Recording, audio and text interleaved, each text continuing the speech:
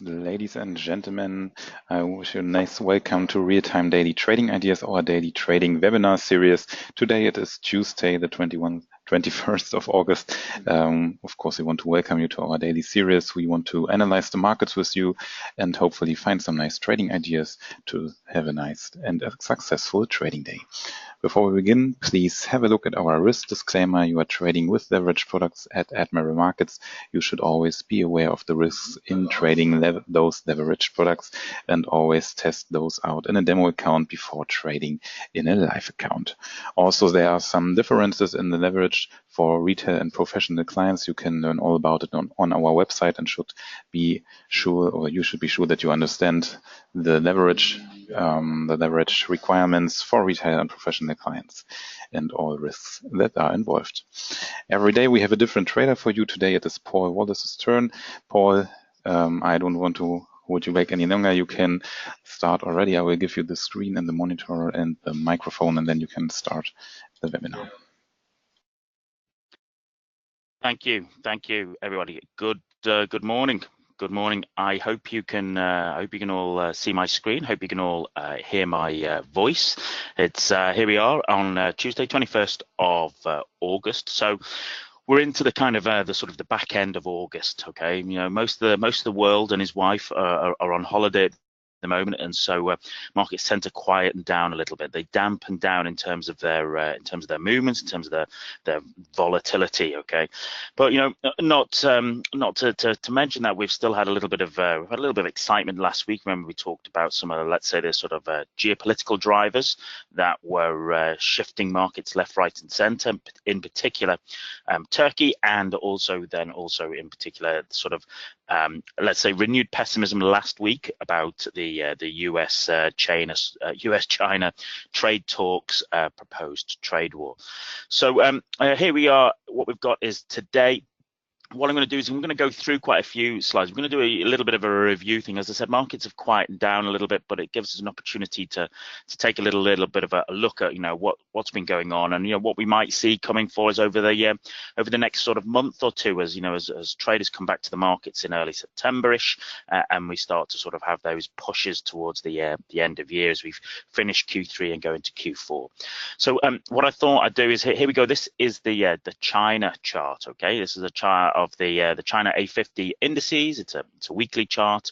I covered it in particular a little bit of a few weeks back. Okay, we talked about how, you know, it had been collapsing and the knock-on impact that was having on the commodity dollar currencies, in particular the Aussie dollar. You know, we talked about, you know, maybe sort of drifting down to the sort of the weekly 200, and we can see that that's where we've been the last week or two. And you know, that sort of 200 period moving average, okay, has provided very nice dynamic support there. Okay, dynamic support at a level that is of relevant interest to us. So some of you may have joined me on the Monday afternoon Mastering the 4 M's of trading sessions that I run here for Admiral Markets, and you know, one of the topics we covered yesterday was about, you know, using moving averages really as an indicator of dynamic support and resistance, and we can see that quite nicely here, as I said, on the China market. And you know what we've had is, you know, we've had a little bit of a bounce in the sort of that Chinese market. I think there was news out sort of yesterday that sort of Chinese institutions are being encouraged to lend more to people, so that'll keep the party going for a little bit longer. But that has a knock-on impact to a couple of the other areas that we look at specifically in trade, things like Aussie dollar, things like gold, and you know, the American markets themselves, and we'll have a little bit of a look at that in a bit more detail. But as you can see, you know, we've just had a little bit of a bounce there off that 200 period, the weekly 200 period moving average. We had a nice little bit of a session there yesterday. Okay, it's quite positive. That was also quite positive into the Asian indices as well. If you look at the Nikkei, I think we'll have a look at that on another profile in a moment. You know, the kind of the Nikkei profile there had a bullish day, and very often when you get bullish news overnight, we get bullish sort of reactions from the Asian indices. Well, then that can very often carry into some of the early morning intraday sort of trading for the European indices. So, you know, for those of you who are sort of, let's say, you know, intraday traders, indices traders, it's always worth having a look before you start trading DAX in the morning. DAX is a very popular a very popular instrument here with Admiral Markets. It's always worth taking just a little bit of a quick glance at what the overnight indices did in particular in terms of like, the Japanese and Chinese indices. You could also have a look at the Australian one. In particular, the sort of Japanese and Chinese indices. Have a little look at how, how they performed and how that could be carried through into the sort of early morning, this European trading session. So as I said, we've had a little bit of a bounce in China, and also, this week, whereas last week everybody thought the US-China trade talks were gonna worsen. People were pessimistic. This week so far, people are more optimistic about the US-China trade war, and that has a knock-on impact again into the indices, okay, and to commodities and to the currencies. So what we're looking at here is, this is a profile on the Aussie dollar here, okay? Those of you who join me week in, week out, I have profiles set up for all the indices, but I also have profiles set up for all of the major FX pairs. And what I have here is just up on the daily chart, Aussie against Swiss franc. You can see Aussie yen, pound against the Aussie, Aussie Canadian, Aussie against the Kiwi dollar, the Aussie against the yen, and the sort of the dollar index there at the bottom. Okay, always got to keep an eye on the dollar index. So I have these profiles up, so I can very, very quickly just take a snapshot view of what's going on with that particular currency, and hopefully you can see what you can see there. If I just bring up my cursors, that you can see that we've had on the daily charts, we've had a little bit of Aussie strength creeping in, okay, over the last few days. All right, and that will be linked into elements of we had the RBA talking last night, and then they're holding interest rates. We're getting China maybe trying to sort of lend more to institutions, keep their economy going. Australia benefits massively from the Australian economy. So that's had a little bit of a knock-on impact. But in particular, and there's what I kind of term, you've heard me term sort of like watch and shoot opportunities, which is opportunities which maybe not setting up right this moment, but they're likely to sort of they're coming to the boil, shall we say? Okay, they're coming to the boil, and we want to keep an eye on them to be able to take a trade on them. And in particular, I'm kind of curious and interested by the euro against the Australian dollar. So for those of you joining us for the first time, my charts are very simple: green bullish candles, red bearish candles. I have a blue 20 simple moving average, red 50 simple moving average, and a green 200 simple moving average. I also have fractals on here, and that's about it. And I'll draw in levels of support resistance, and I'll also draw in particular patterns. What I'm interested in here is that I can see that you've heard me talk about price maybe coiling up when it's getting ready for its next move, and that's what I'm seeing here on the daily chart of the euro against the Aussie dollar. What I'm particularly kind of curious is if I just let's draw in a couple of trend lines. What I'm seeing here is that as I said, price is coiling up. Okay, now admittedly we are at the end of August, so things dampen down a little bit, but what I have there is I have price coiling up. I've got lots of wicks to either side of that formation, that pennant formation, lots of wicks, and I also have all three of the moving averages in quite close proximity to price. And I've talked about that before. It's a case of when price and all the moving averages are come together, it's almost like price is just it's the rest before the next surge. So very often when I'll see a chart like this, very often I can identify a bias in terms of I believe that the price will break to the north side, or I believe the price will break to the south side.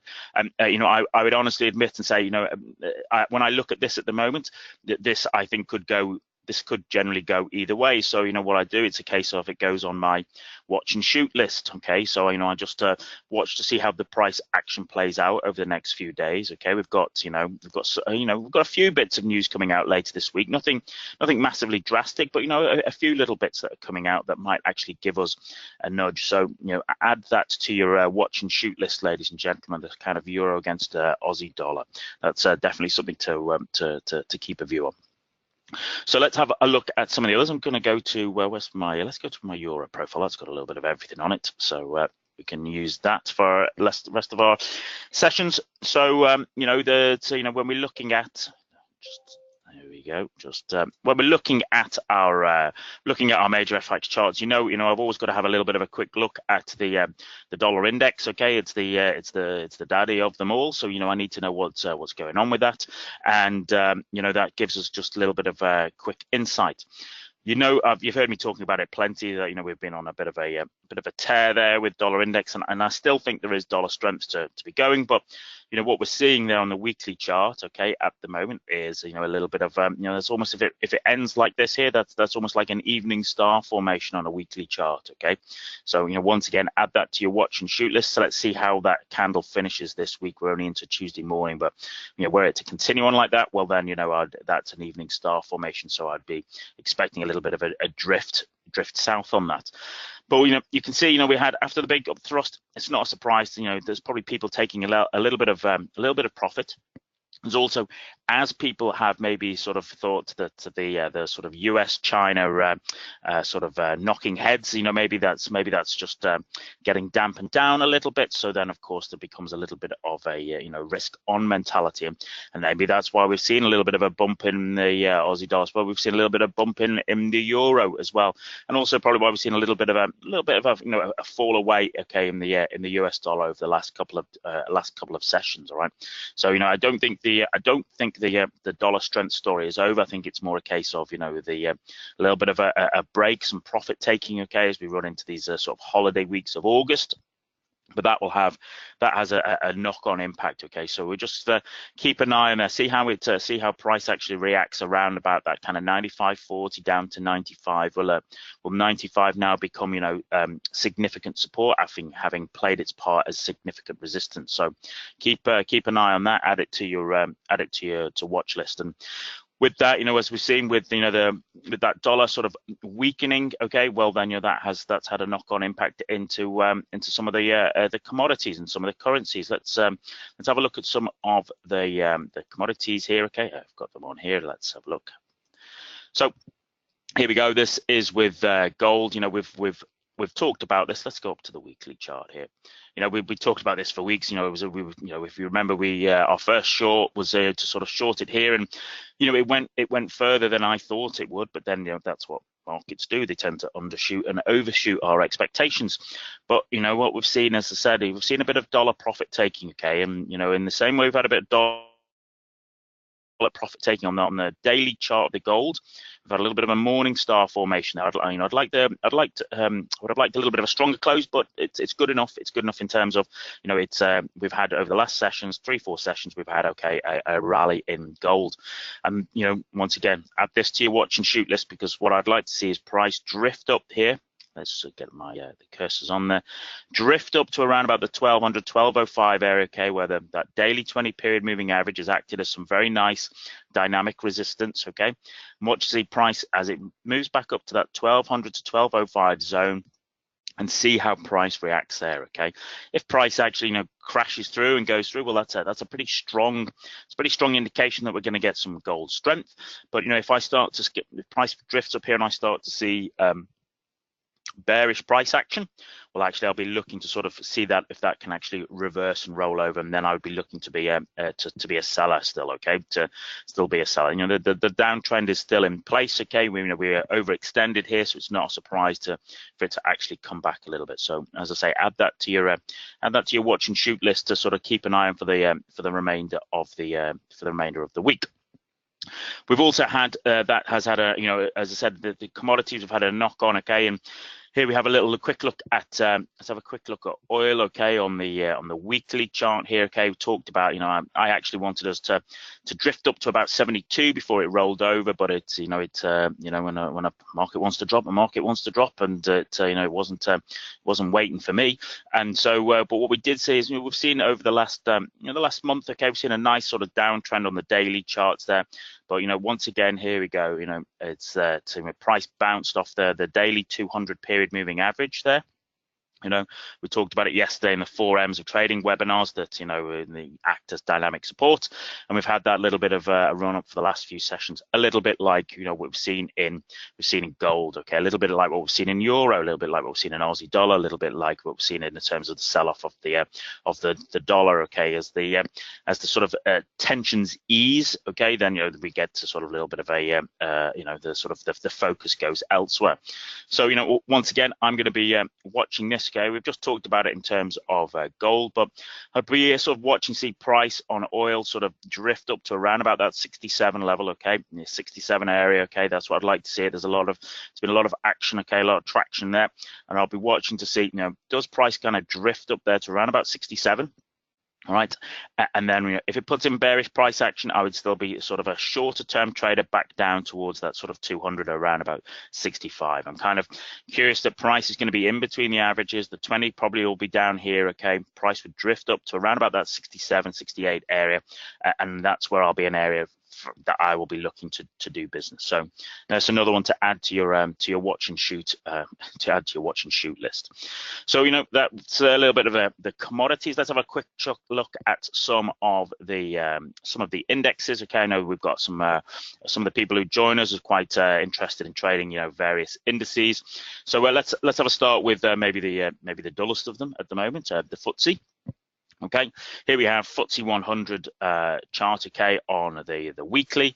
You know, I'm kind of you know, intrigued that, you know, sort of earlier in the summer, so back in May, you know, we had a push to pretty much new highs, but that was you know, really quite a bearish candle there, okay, and just look at the weekly chart there, okay, for the last couple of months, all right, you know, lots of wicks, lots of indecision, you know, holding above 7,600, or we were holding above 7,600, but all of this, you know, Brexit and, you know, Theresa May's future has been weighing on, okay, absolutely weighing on, you know, people's sentiment towards the UK, and of course, you know, with sterling and with the FTSE as well. Last week, what we do is, you know, we had a weekly close beneath the sort of 7,600 level, okay, and that's kind of, you know, to me, it's a little bit significant, okay, you know, we've not done that for a couple of months now. So, you know, what I'll be doing is, I said, you know, but basically watch and shoot on this, okay. This is, I think, as we come into September, October, as we start to see, you know, not so much maybe the Brexit, but actually the sort of internal political ramifications of what's going on in the Conservative Party.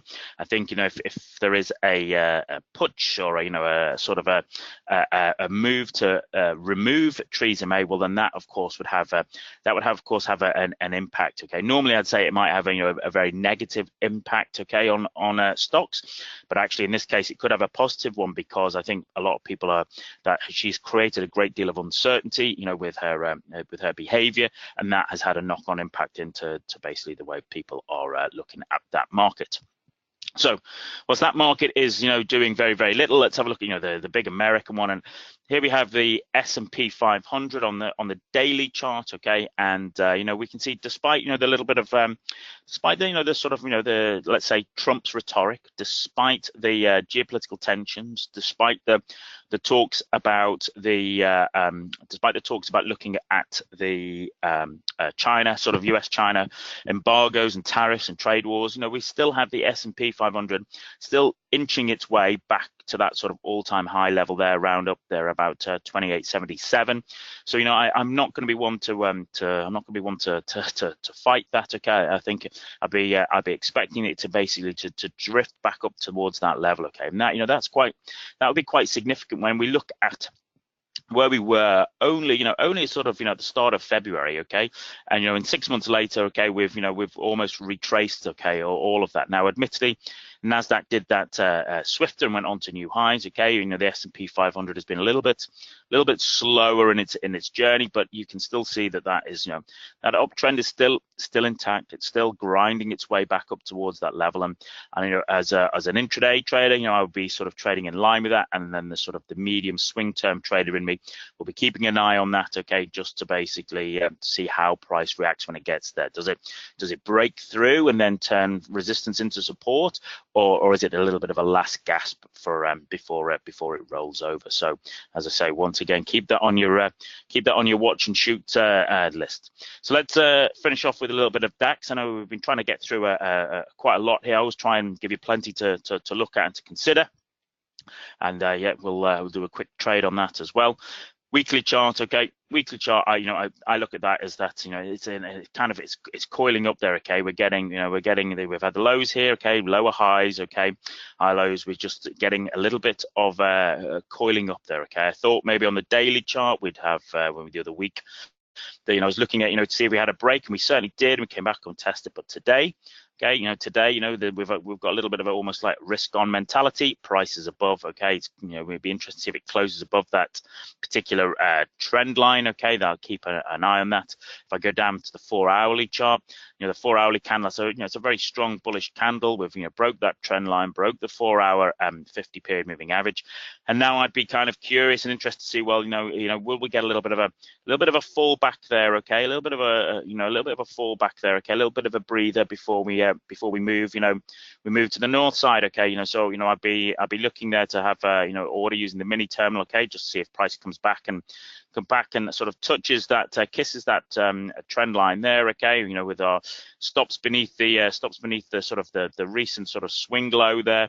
And then, I'd be looking to sort of target back up towards that 200-period moving average there. So, you're looking at long roundabout sort of the 12,365, okay, stops around about 12,290, okay, so you got 75 ticks of trade risk. But you're looking to head up towards around about the 12,547, so that's just under 200 pips. So you're getting in the region of about 3 to 1. Okay, so as a trade idea, okay, on a swing position, that's what we'd that's what we're looking at it. So I'll just answer to finish off. I'll just answer the question from Darshan, which says, why do you call it watch and shoot? Darshan, it's a great question. I should have explained it a little better. I'm an ex-military guy, okay, and so watch and shoot is all about I can see there is an opportunity in front of me, and I'm just going to watch and wait, and then at the right time I will shoot. Okay, so and in trading terms, that means I'm building a watch list, okay, of instruments that I'm watching, and I have to be a little bit patient, okay, just a little bit patient to effectively be ready to sort of take the shot, to take the trade when that trade comes to me. Okay, I'm not a big fan of chasing the markets. Okay, I like to sort of see where the market is ahead, have a little bit of a trade plan. Okay, and then if that trade plan triggers, my trade goes on, and I trade it. I trade my plan. If the price doesn't do what I think it will, if price goes in a different directional moves, well then I just my plan doesn't get triggered, and I just move on to my next idea. So I hope that answers that for you, Darshan. I hope that helps give you a little bit of a little bit of insight on there. Okay, super. So there you go, ladies and gentlemen. A little bit of we covered quite a lot there. Okay, but I wanted to give you a little bit of an idea of things to look out for over the next couple of weeks, as just because it's a little bit quiet at the moment in the markets wise, there will still be plenty of opportunities setting up, and it's just your time to build your watch and shoot list. Super. There you go, ladies and gentlemen. Wish you the best of success with your trading, and I'll speak to you next week. Thank you, Paul, for your detailed analysis and answering the questions.